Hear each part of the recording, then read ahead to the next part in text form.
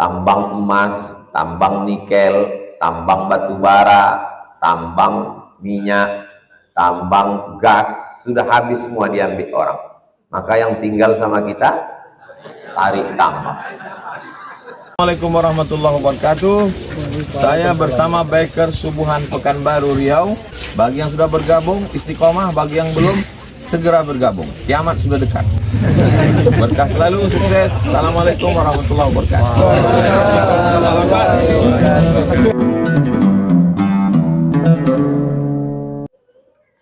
Apa hukum panjat pinang? Al-aslu fil asya al-ibahah. Hukum asal segala sesuatu ibahah, mubah. Hukum panjat pinang itu mubah. Tapi kalau sampai orang yang panjat pinang itu bercelana pendek, dipijak sama kawannya, terbuka celananya, bisa jadi haram. Haram karena terbuka aurat. Kalau orang yang ikut itu mengumpulkan duit, semua peserta kumpulkan duit 10.000, yang mendaftar 100 orang, maka terkumpul duit 1 juta, digantungkan duit 1 juta itu di atas, yang mendapat adalah grup 5 orang dapat, maka judi. Jadi kalau mau buat hadiah, cari donatur, penyedia. Iuran itu hanya untuk minum, untuk konsumsi, jangan dijadikan untuk hadiah, karena dia bisa menjadi judi. Nah, panjat pinang. Apa hukum tarik tambang? Kaidah al-aslu fil asya al-ibahah. Hukum asalnya adalah boleh. Kapan dia menjadi haram? Kalau gara-gara itu menimbulkan permusuhan, perkelahian. Tambang emas, tambang nikel, tambang batu bara, tambang minyak, tambang gas, sudah habis semua diambil orang. Maka yang tinggal sama kita tarik tambang. Jadi kalau Ustadz melarang tarik tambang, apalah yang tersisa untuk kami lagi Ustadz? Tambang nikel udah diambil orang, tambang batu bara udah diambil orang, tinggal tarik tambang ini pun Ustadz haramkan juga. Kejam kali lah Ustadz sama kami. Inilah lagi hiburan kami 17 Agustus. Ya silakanlah tarik tambang. Tapi dia mempererat persaudaraan, pakai celana panjang. Tarik tambangnya tak masalah. Bapak tuh pakai daster bininya. Kan mesti celana, kenapa mesti pakai daster? Nah, baru saya sebut, udah muncul, main bola pakai daster. Kenapa lah dipakai daster itu? Sudahlah tak membelikan yang baru. Yang lama tuh pula kuyak-kuyak. Biasa saja. La'anallahu al-mutasyabbihin minar rijal bin nisa. Allah melaknat laki-laki yang menyerupai perempuan. Berawal dari kelucuan, tertawa, berubah menjadi sesuatu yang biasa. Itu salah satu sosialisasi. Bentuk sosialisasi supaya kita tak aneh menengok laki-laki pakai baju perempuan. Dulu laki-laki pakai baju perempuan itu aneh. Tapi kan udah disosialisasikan tiap hari lah. Itu si anu tuh tengok udah mencemprong. Udah biasa, tak apa-apa. Biasa. Membiasakan diri. Allah bisa karena biasa. Jangan sampai. Kontrol orang tua sosial terhadap LGBT ini mesti. Jangan sampai biasa. Ini dibiasakan di TV. Cobalah tonton TV dari mulai jam 6 pagi sampai jam 6 petang. Channelnya terserah apa aja. Tonton berapa kali bencong muncul. Hostnya bencong, bintang tamunya bencong, desainernya bencong. Untuk apa itu? Bintang iklannya bencong. Gunanya untuk apa? Membiasakan diri. Hantu pun bencong. Film dulu zaman saya masih SMP, si Manis Jembatan Ancol, ada juga bencong. catatan si boy, itu saya dari kecil ada di medsos. Jadi dari zaman kami dulu sudah disosialisasikan supaya masyarakat bisa menerima itu sebagai sebuah kebiasaan. Tak bisa itu, mesti ditentang, karena itu salah satu penyebab turunnya laknat Allah Subhanahu wa ta'ala. Ini LGBT lagi marak-maraknya sekarang.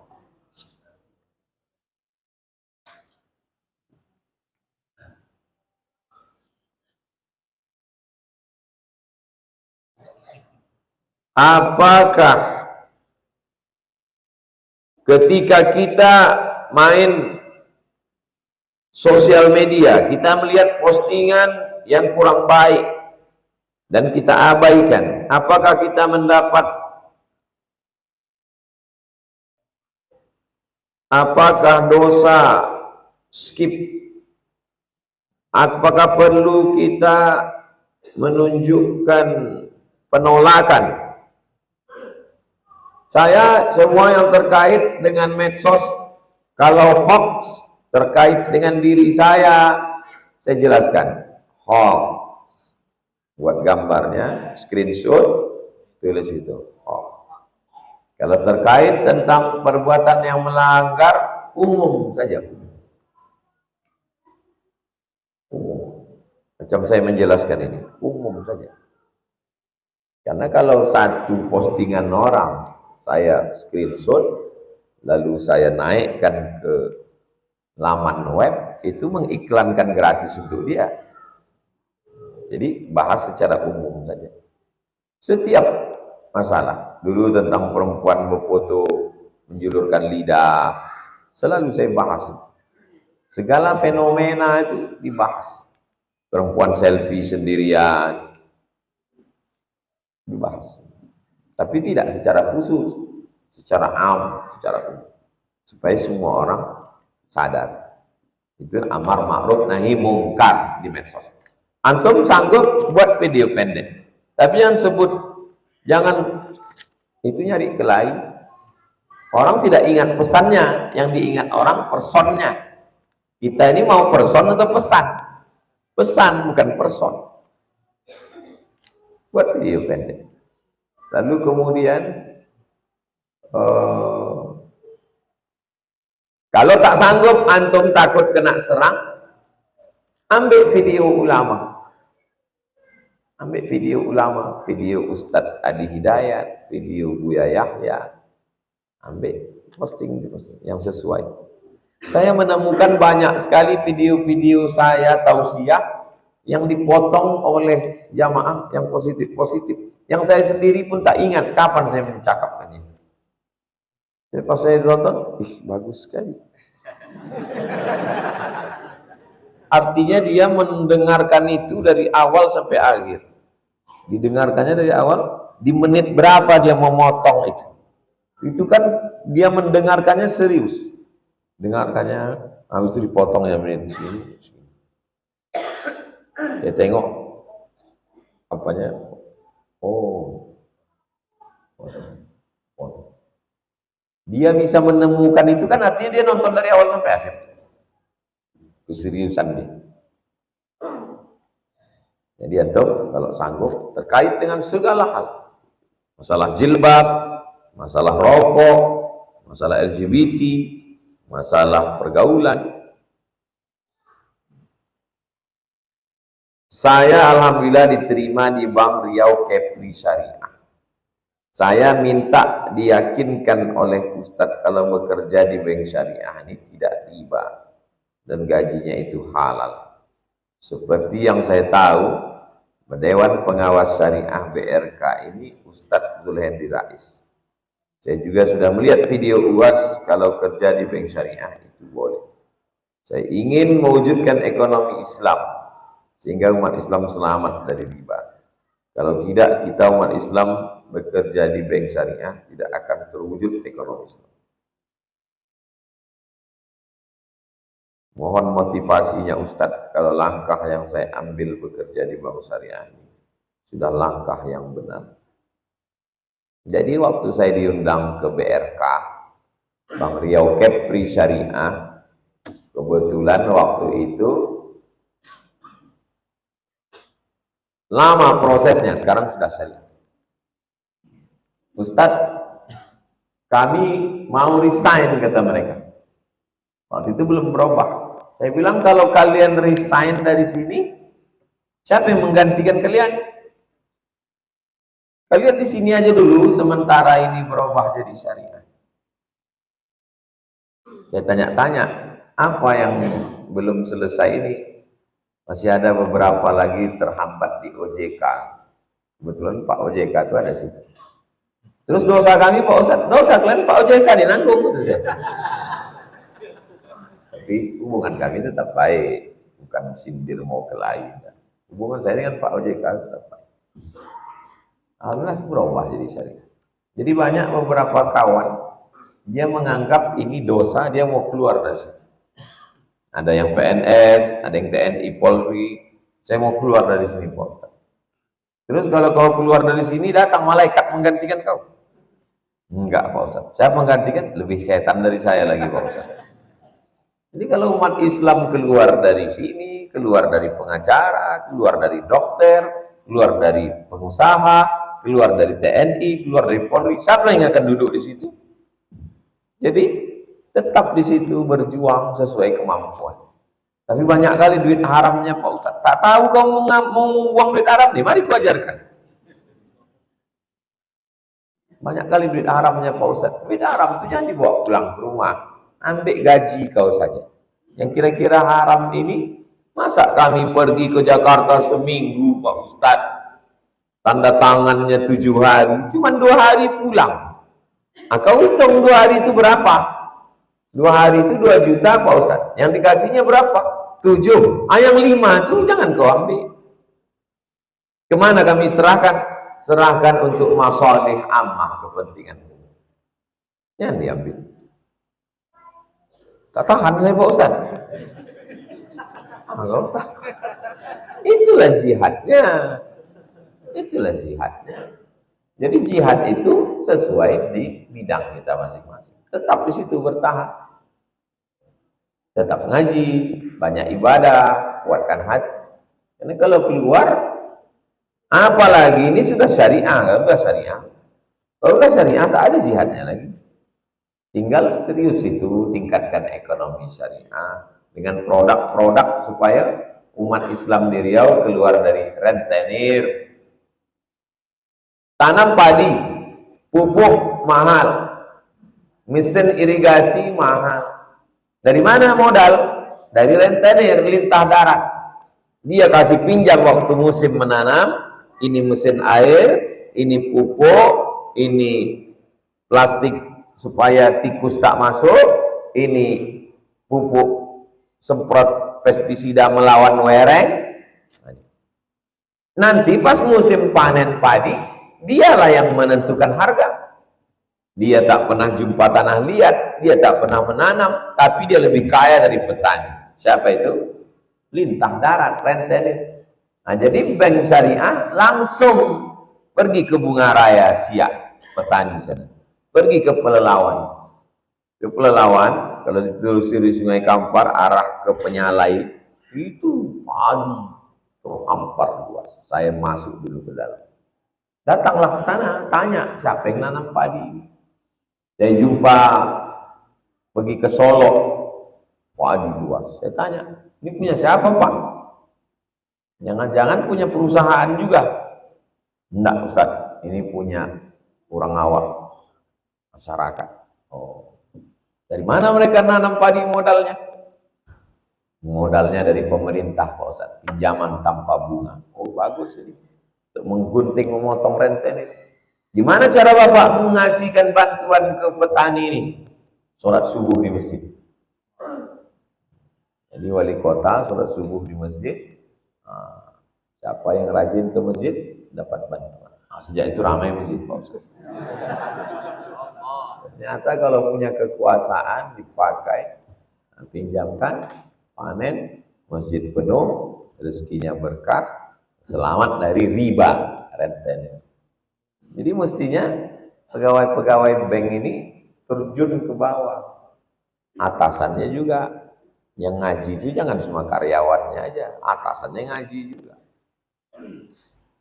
Apa hukumnya menerima fee dari developer perumahan yang kita sudah membantu menjual rumahnya? Saya pernah ditawarkan fee, saya tak mau. Kenapa saya tak mau? Sikit kali.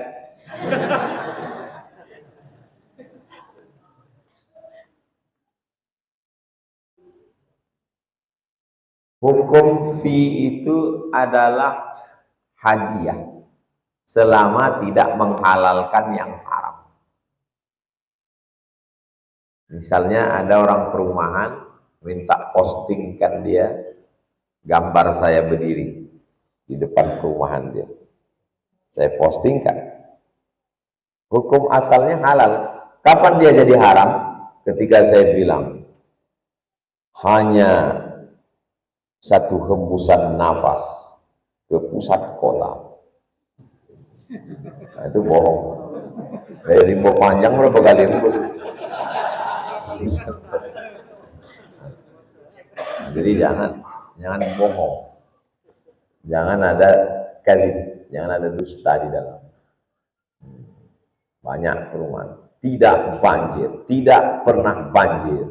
Padahal tiap-tiap hari Ustaz banjir. Gerimis pun banjir Ustaz. Bohong. Memang marketing ini orang bohongnya.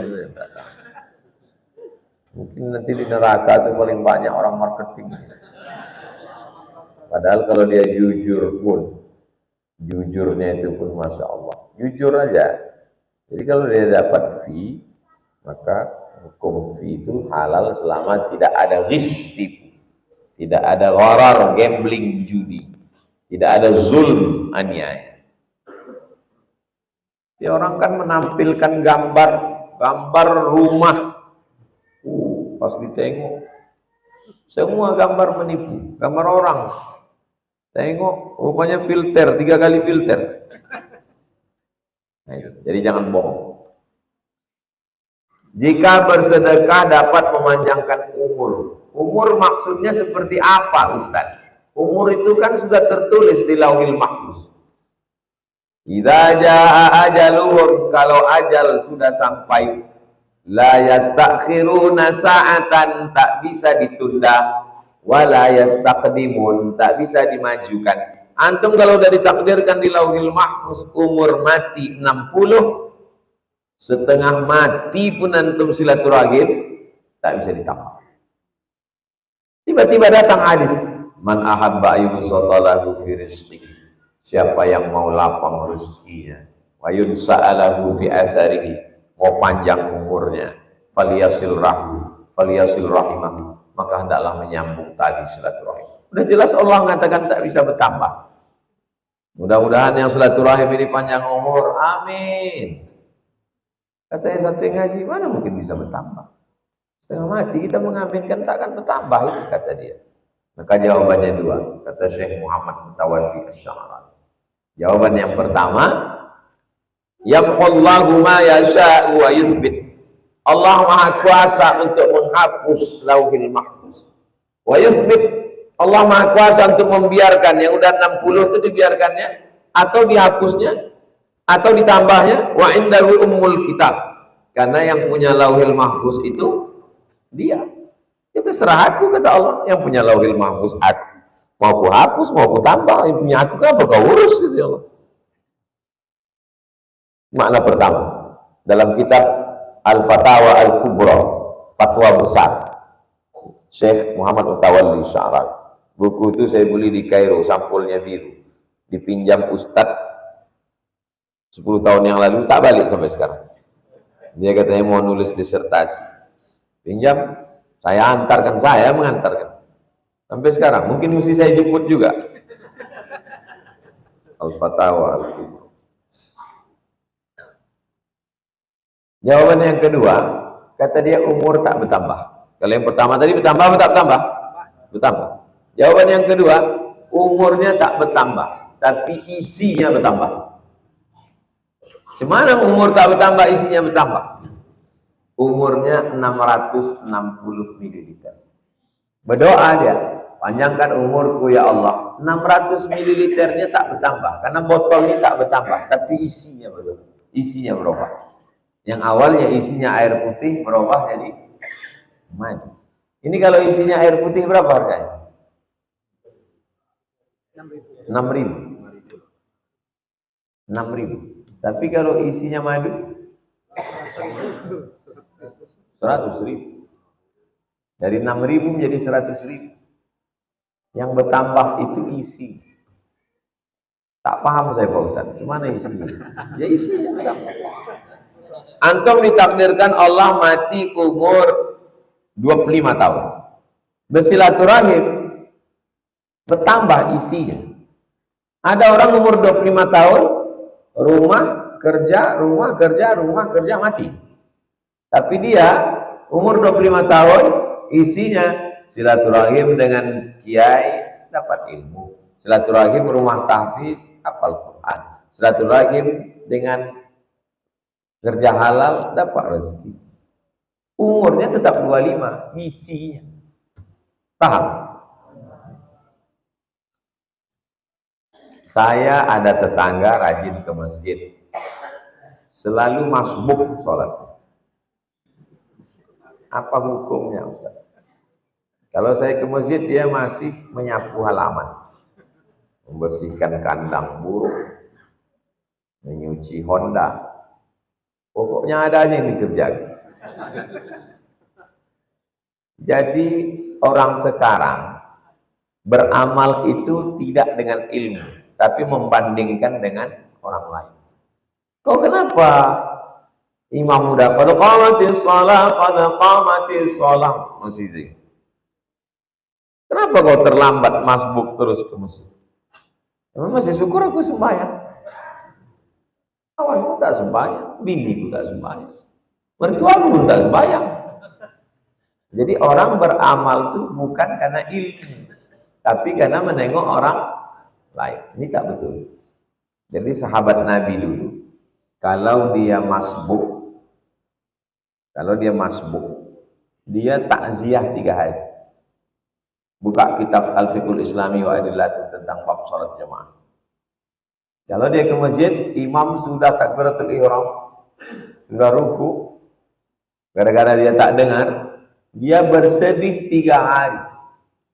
Kalau sampai dia ke masjid, orang sudah sholat, 7 hari dia berduka cita. Sekarang terdengar. Makanya yang bagus itu adalah intizar sholat, menunggu sholat.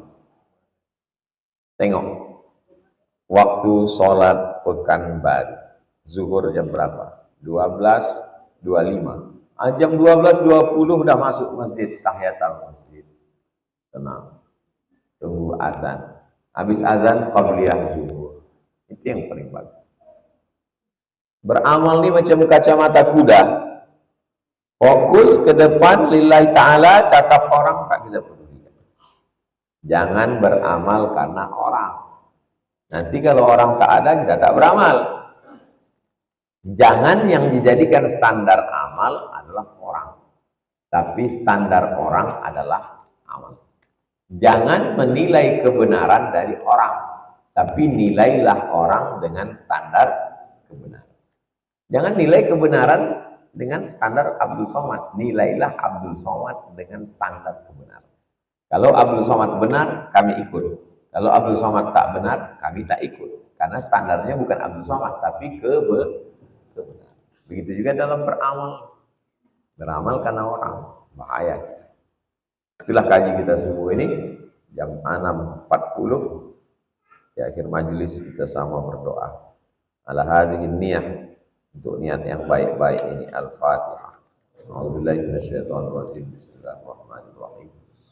Alhamdulillahirabbil alamin arrahmanir rahim maliki yaumiddin iyyaka na'budu wa iyyaka nasta'in ihdinas siratal mustaqim siratal ladzina an'amta 'alaihim ghairil maghdubi 'alaihim waladdallin amin. Allahumma shalli 'ala sayyidina Muhammad wa 'ala ali sayyidina Muhammad. Ya qadiyal hajat, ya rafi'ad darajat, iqdi hajatina, balligh maqasidana. Engkau yang menunaikan hajat, engkau yang mengangkat derajat, tunaikanlah segala hajat kami. Waghfir dzunubana, ampunkan dosa kami. Waqtim bis solihati a'malana, tutup amal kami dengan husnul khatimah. Waj'alna minal mutahabbina bijalalik, jadikan kami bersaudara karena Engkau. Wajziman ahsana ilaina, berikan balasan baik pada orang yang sudah berbuat baik untuk kami. Warzuqnal istiqamata ala syariatil warra' wa tariqatil bayda, berikan kami istiqamah dalam agama yang lurus, dalam jalan yang benar ini. Qawi imanana, kuatkan iman kami. Sahih ajsadana, sehatkan badan kami. Waj'alna minal rasyidin, jadikan kami orang yang lurus, lurus berpikir, lurus berkata, lurus berbuat. Wajma'na ma'al habibil mustafa fi jannatikal ula, satukan kami di surga bersama Nabi Muhammad sallallahu alaihi wasallam. Rabbana atina fid dunya hasanah wa fil akhirati hasanah wa qina adzabannar. Sallallahu ala sayyidina Muhammad wa ala alihi wasallam. Alhamdulillahirabbil alamin. Taqabbalallahu minkum minna